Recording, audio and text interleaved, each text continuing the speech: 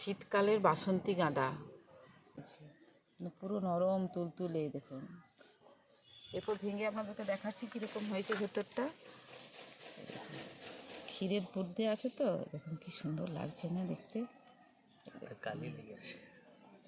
নমস্কার বন্ধুরা, জঙ্গলমহল ভিলেজ ফুডে আপনাদের সকলকে স্বাগত। বড়দের প্রণাম এবং ছোটদের ভালোবাসা জানাই। আশা করি সবাই ভালো আছেন। তো এখন তো শীতকাল মানেই প্রচুর পিঠে খাওয়ার দিন। তো আজকে আমি একটা সম্পূর্ণ ভিন্ন রকমের একটা পিঠের রেসিপি আপনাদের সঙ্গে শেয়ার করব। তো প্লিজ আপনারা প্রথম থেকে শেষ পর্যন্ত ভিডিওটা দেখুন। দেখুন এখানে নিয়ে নিয়েছি এক ফালি কুমড়ো। তো পুরোটা লাগবে না, তার জন্য পুরোটা নিইনি। এখানে নিয়ে নিয়েছি একটা কুমড়োর একটা ফালি।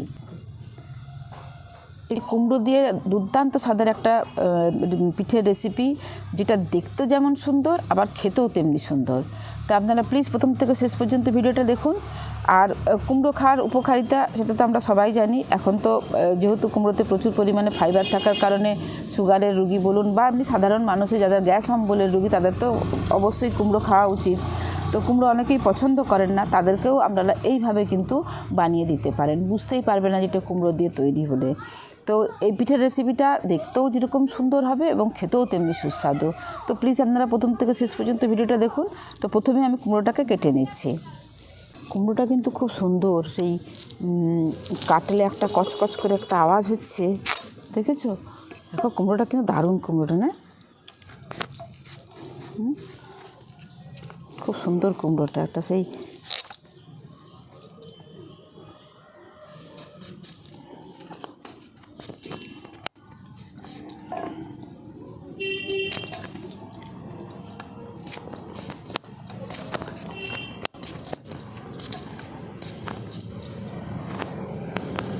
দেখুন কুমড়োটাকে আমি এরকম টুকরো করে কেটে নিচ্ছি। তো এটা আপনারা মানে যে যার পছন্দ মতো টুকরো করে কেটে নিতে পারেন, এই টুকরোর সাথে কোনো সম্পর্ক নেই। তা আমি একটু ছোটো ছোটো করেই কেটে নিচ্ছি। দেখুন কুমড়োগুলোকে আমি এরকমভাবে কেটে নিয়েছি।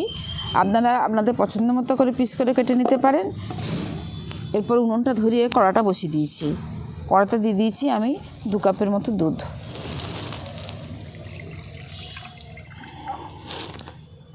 এই দুধের মধ্যে আমি দিয়ে দিচ্ছি ডুমো ডুমো করে কেটে রাখা কুমড়ো।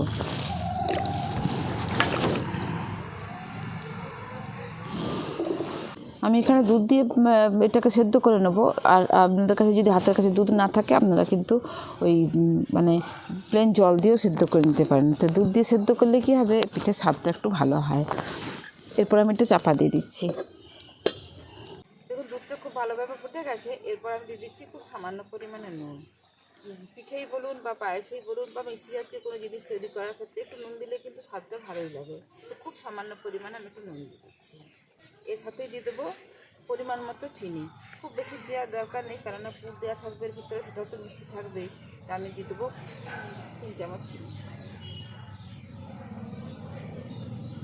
এবারে দুধের মধ্যে কুমড়োটাকে ভালো করে সেদ্ধ করে নেব।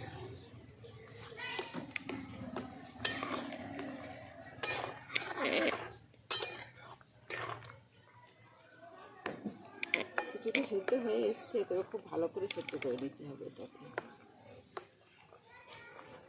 আমি চাপা দিয়ে দিচ্ছি।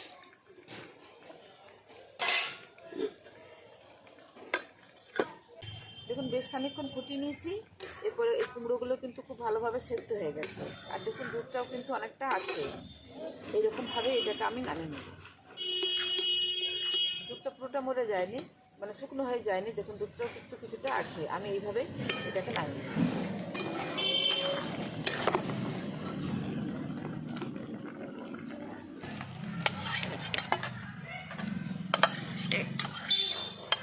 এবার একটু ঠান্ডা করে নিয়ে আমি এটাকে পেস্ট করে নেব।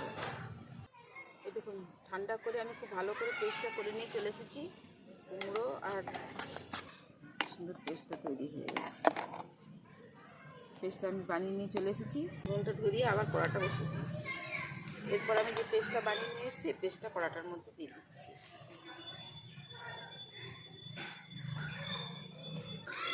দেখুন পেস্টটা গরম হয়ে গিয়ে ফুটতে আরম্ভ করেছে।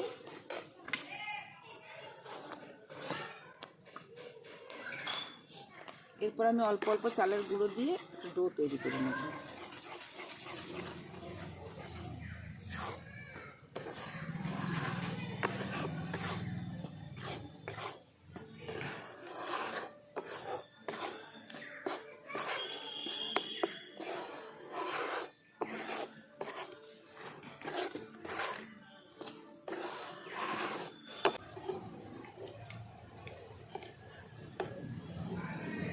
ডোটা খুব ভালো করে সেদ্ধ করে নিয়েছি। আর এটা যখন কড়া থেকে অটোমেটিক ছেড়ে আসবে তখনই বুঝবেন যে এটা ভালো করে সেদ্ধ হয়ে গেছে। আর একটু হাতে জল নিয়ে এইভাবে দেখুন দিলে এখন হাতের মধ্যে একটু লাগবে না, তখনই বুঝতে হবে যে ডোটা আমাদের খুব ভালোভাবে সেদ্ধ হয়ে গেছে। এরপর এটাকে আমি নামিয়ে নিচ্ছি।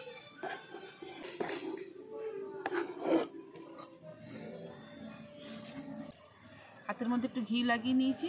এরপর আমি ডোটাকে আরেকবার ভালো করে মেখে নিচ্ছি।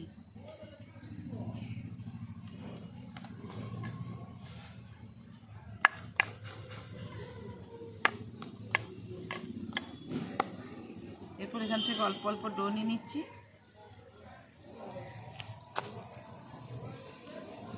এরপর একটা বাটির মতো করে তৈরি করে নিচ্ছি। দেখুন এখানে আমি আগের থেকে তৈরি করে রেখেছি। এটাকে দুধকে ঘন করে তারপর চিনি দিয়ে আমি এটা একটা খোয়া তৈরি করে রেখেছি। এটা খোয়া ক্ষীর, যেটা দুধের, বা আমাদের এদিকে এটাকে চাঁছি বলে।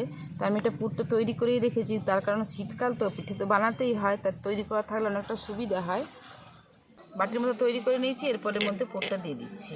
পুরটা দিয়ে আমি এই চারদিক থেকে এটাকে ভালো করে মুখটাকে বন্ধ করে দিচ্ছি। এরপর এটাকে খুব ভালো করে আমি এটাকে মুছিয়ে দিচ্ছি। এবার যে দিকটা আমি মানে মুখটা বন্ধ করেছি ঠিক তার উল্টো দিকটাকে আমি একটু ভালো করে এটাকে প্লেন করে নিচ্ছি।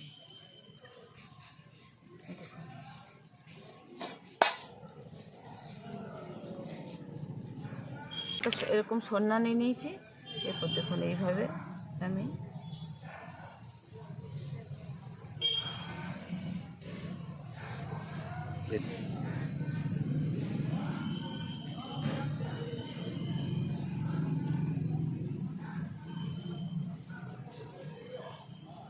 এবার ঠিক তার উপর থেকে আরেকটু এরকম করে আবার একবার এভাবে আমি ডিজাইনটা করে দিচ্ছি।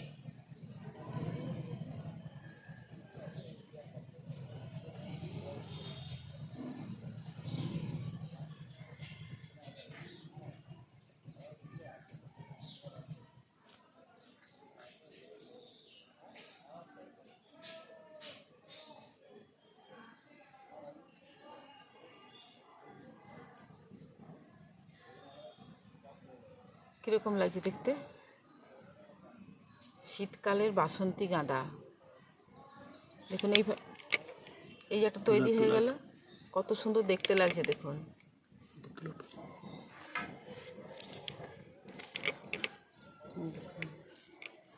কি সুন্দর দেখতে লাগছে না? এটাকে আমি সে বাটির মতো করে নিচ্ছি।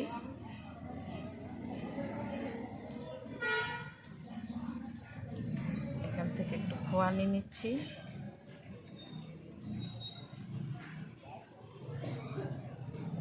এরপরে মুখটাকে আমি বন্ধ করে দিচ্ছি।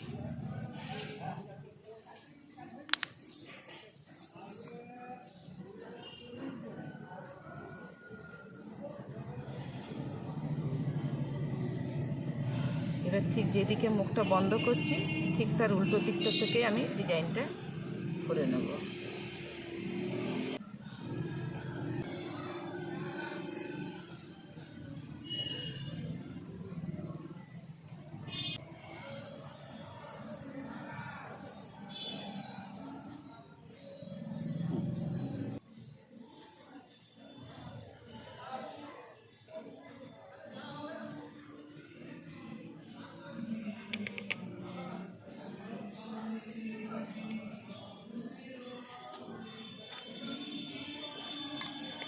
দেখুন কি সুন্দর লাগছে না দেখতে? এই দেখুন কতগুলো পিঠে তৈরি করে নিয়েছি। তা পিঠেগুলো দেখুন কত সুন্দর দেখতে লাগছে। দেখুন কি দারুণ লাগছে না দেখতে? এরপর আমি দেখুন উনুনটাও জেলে দিয়েছি, কড়াটা বসিয়ে দিয়েছি। আর কড়ার মধ্যে দেখুন এরকম একটা ছিদ্রযুক্ত থালা নিয়ে নিয়েছি। থালাটার উপর চাপিয়ে দিচ্ছি। এরপর পিঠেগুলো দিয়ে দিচ্ছি।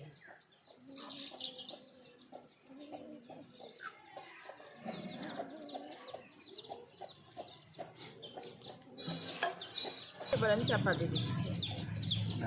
দেখুন মিনিট 10-15 পরে জল ফিরে এসেছি। এবার ঢাকাটা খুলে দেখে নিচ্ছি। দেখুন কত সুন্দর হয়েছে দেখুন পিঠেগুলো। এরপর এটাকে আমি নামিয়ে ঠান্ডা করে নিচ্ছি। তৈরি হয়ে গেল দুর্দান্ত স্বাদের কুমড়োর একটা পুরপিঠে রেসিপি। আর দেখতেও কত সুন্দর দেখতে হয়েছে, একদম পুরো গাঁদা ফুল, শীতকালীন বাসন্তী রঙের গাঁদা ফুল, কি দারুণ দেখতে লাগছে। দেখুন দেখুন নরম তুলতুলে হয়েছে, সেটা তো দেখেই বুঝতে পারছেন, পুরো নরম তুলতুলে। দেখুন এরপর ভেঙে আপনাদেরকে দেখাচ্ছি কীরকম হয়েছে ভেতরটা। এই দেখুন ভেতরের পুরটা কীরকম লাগছে দেখতে, ক্ষীরের পুর তো। আর কতটা নরম দেখুন, একদম তুলতুল করছে।